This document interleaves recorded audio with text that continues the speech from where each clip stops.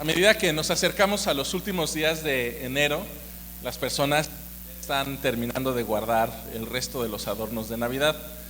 Ayer salimos en familia y todavía vimos varias casas con algunos adornos de Navidad, pero algunos, así como terminó diciembre, así mismo desconectaron las luces del árbol y bajaron las guirnaldas.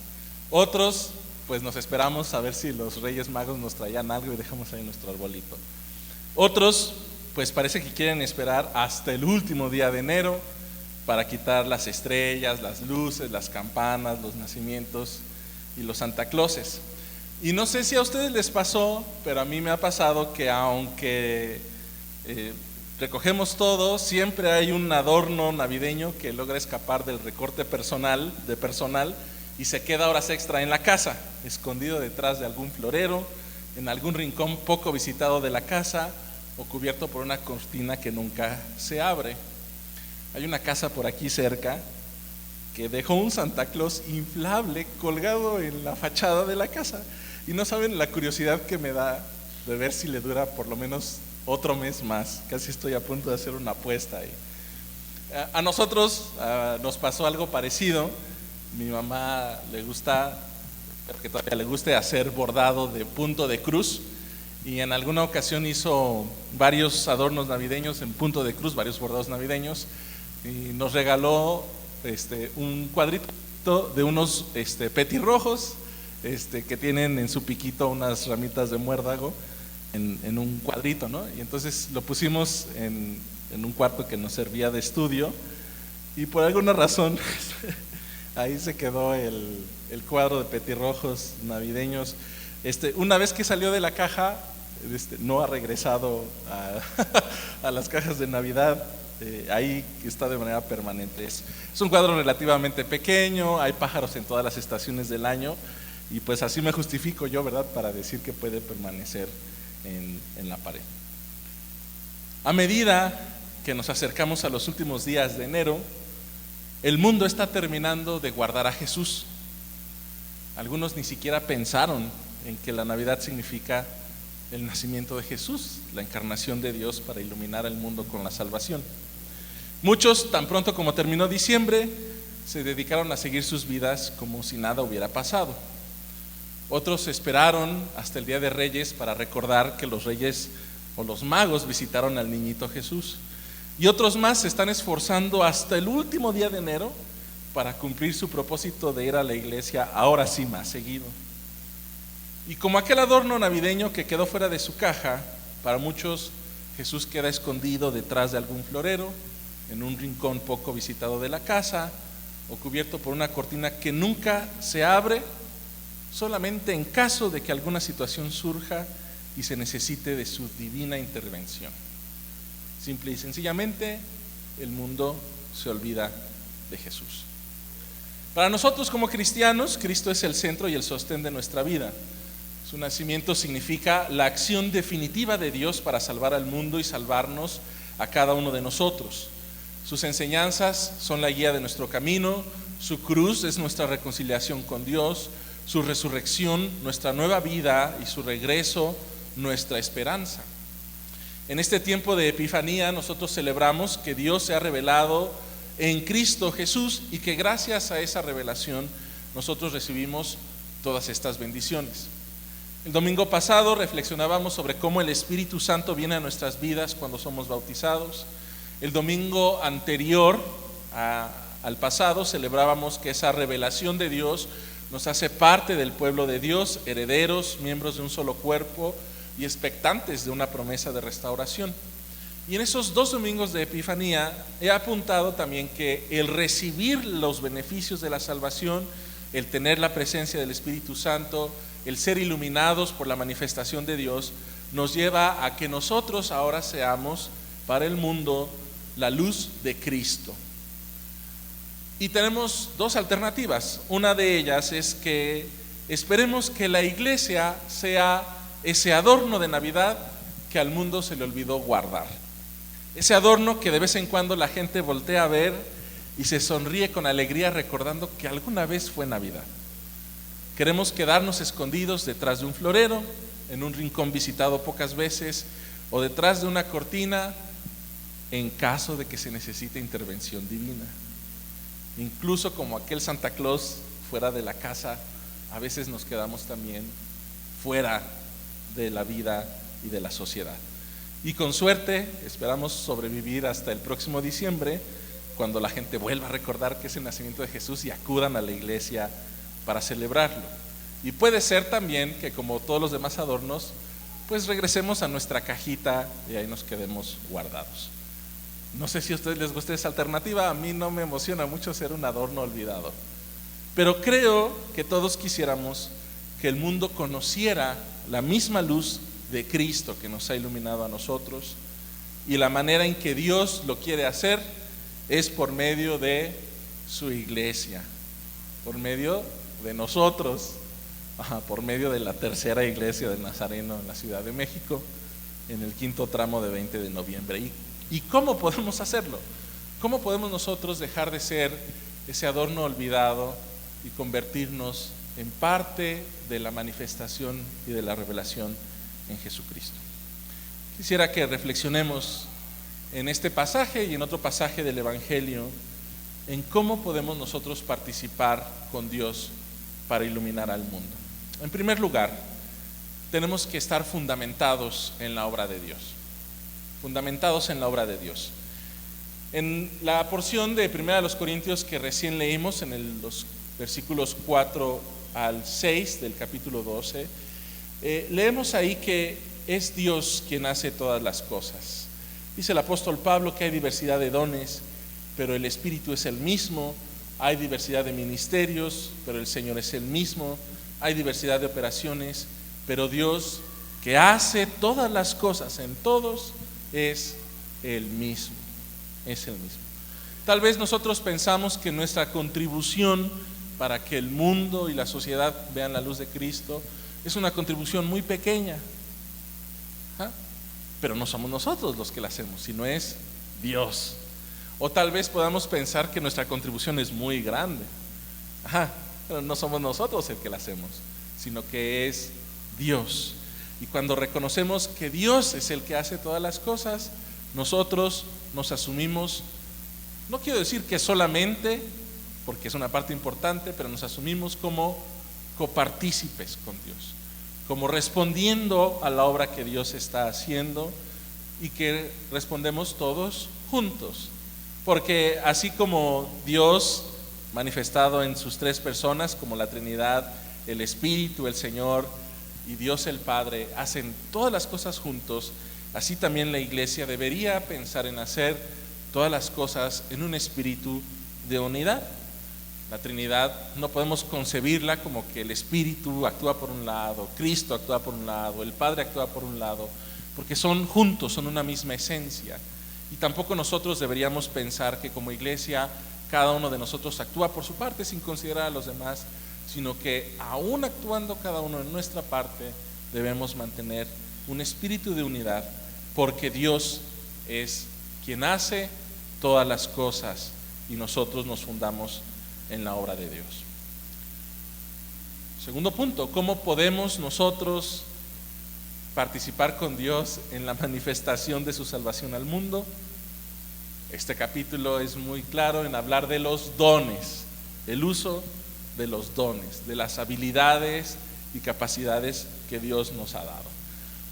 Hermanos, quiero hacerles una pregunta y espero una respuesta, no de todos, pero sí de algunos. ¿Conoce sus dones? ¿Alguno de ustedes conoce sus dones? Bueno, ¿quién levantó la mano? Hermano, cuéntenos cuál es un don que usted tiene.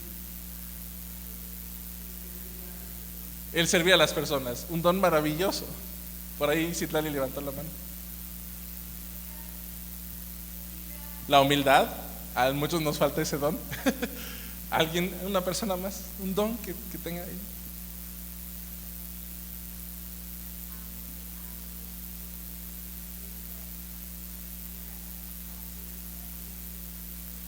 Predicar donde quiera que estemos, a muchos nos falta ese mismo, ¿no?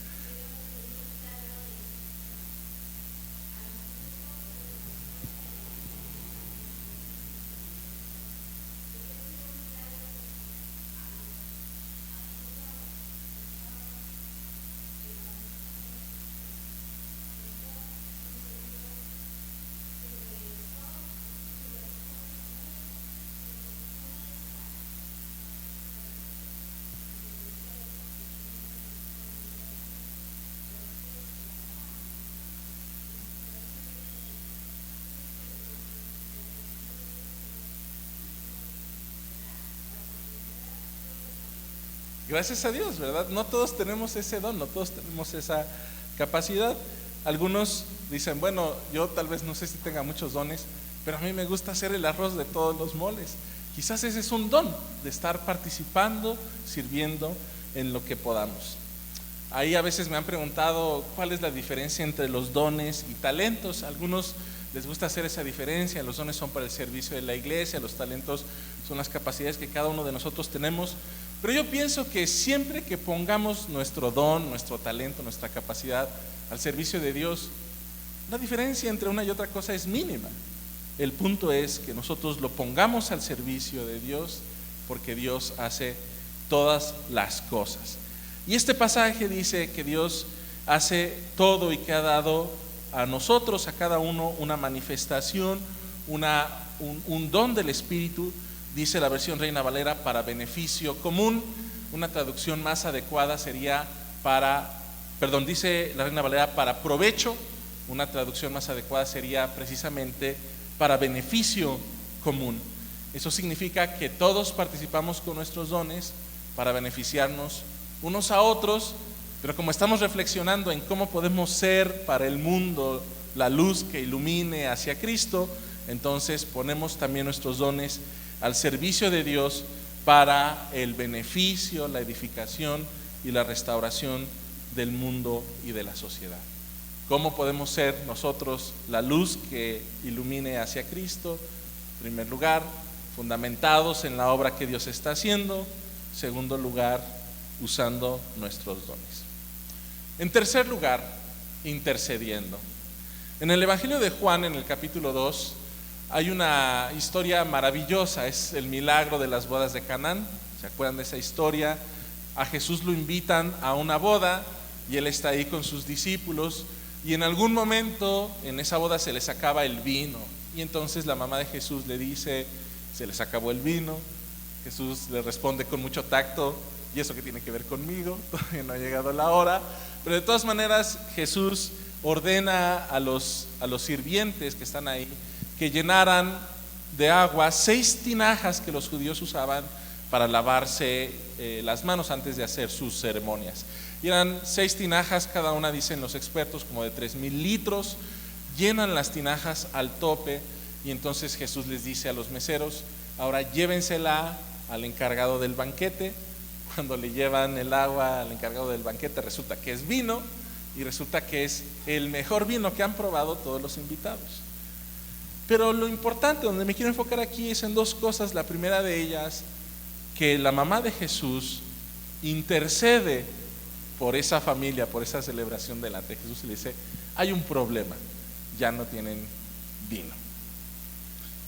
Escuchaba un comentarista que decía: este milagro de Jesús es de los más banales, porque es nada más convertir agua en vino, nadie se sana, no hay un cojo que pueda caminar. Pero yo pienso, si a Jesús es capaz de hacer un milagro así tan banal, podríamos decir, ¿no puede hacer cosas también por nosotros? Y más cuando nosotros estamos intercediendo. ¿Cómo sabía la mamá de Jesús que se les había acabado el vino? La Biblia no nos dice. Tal vez estaba ahí al pendiente, tal vez estaba como parte de la organización, tal vez era familiar o conocida de la gente que se estaba casando, no lo sabemos. Pero el punto es que ella ve un problema y va e intercede con Jesús. La compasión, hermanos, es algo que nos mueve a nosotros para ir con Dios e interceder por las demás personas. Me gusta mucho el pasaje de la parábola del buen samaritano, cuando ve al hombre golpeado en el camino y dice que fue movido a compasión y se acercó a él. ¿Cómo podemos interceder, hermanos, por las necesidades del mundo si no nos acercamos a la gente, si no tenemos esa compasión que nos mueve? Hay un programa maravilloso que esperamos implementar pronto que se llama Ama a tu vecino. Los que lo tomaron, a ver si se acuerdan. El primer paso, ¿cuál es? Escuchar a Dios. Escuchar a Dios. El segundo paso, escuchar a tu vecino. Escuchar a tu vecino. Porque a veces vamos y les damos la solución a un problema que tal vez no tienen. Y el problema que tienen ni lo tocamos. Y yo les pregunto, hermanos, Ayúdenme, por favor. ¿Sabe usted qué necesidades pueda tener algún vecino, algún conocido suyo? Alguien, por favor, levante su mano y platique. Tal vez necesitamos acercarnos a la gente, ¿verdad? Y escucharlos. Orábamos por Yannick, ¿verdad? Que está enferma, y generalmente las necesidades de enfermedad las conocemos más, pero otro tipo de necesidades necesitamos acercarnos a la gente, preguntar. Para entonces pasar al paso 3, háblale a Dios acerca de tu vecino, intercede por él. ¿Cómo podemos nosotros iluminar al mundo, participar en la iluminación que Dios quiere hacer al mundo? Fundamentados en la obra de Dios, usando nuestros dones, intercediendo por la gente. Y en cuarto lugar, actuando. Los sirvientes en la boda hicieron lo que Jesús les dijo. No preguntaron, ¿y para qué lo volvemos a llenar? ¿Y para qué lo vamos a llevar? No preguntaron, y tal vez porque son siervos y están dispuestos, saben que ese es su trabajo. Y nosotros somos amigos de Cristo, ciertamente, pero también somos llamados al servicio. Somos llamados al servicio a otras personas. Y ellos actúan haciendo lo que Jesús les pide, y hacen algo que puede ser tan cotidiano como lavarse las manos, lavarse la cara. Y en eso tan cotidiano, tan normal, tan común, sucede el milagro. Tan banal, les decía, ¿verdad? Como convertir el agua en vino. No necesitamos hacer grandes cosas, ni campañas extraordinarias, ni grandes milagros necesitan acontecer. Con que hagamos en lo cotidiano lo que el Señor nos pide que hagamos, entonces el mundo conocerá a Cristo. Este pasaje de la boda de Canaán termina diciendo que así Jesús se reveló a sus discípulos y creyeron en Él. Nosotros que ya creemos en Cristo, si participamos, quizás Dios revele su gloria a través de nosotros al mundo, y el mundo crea en Él. Yo quisiera invitarles, hermanos, a que nos resistamos a ser el adorno navideño que se quedó por ahí perdido detrás de un florero, en un rincón olvidado, detrás de una cortina que nunca nadie abre.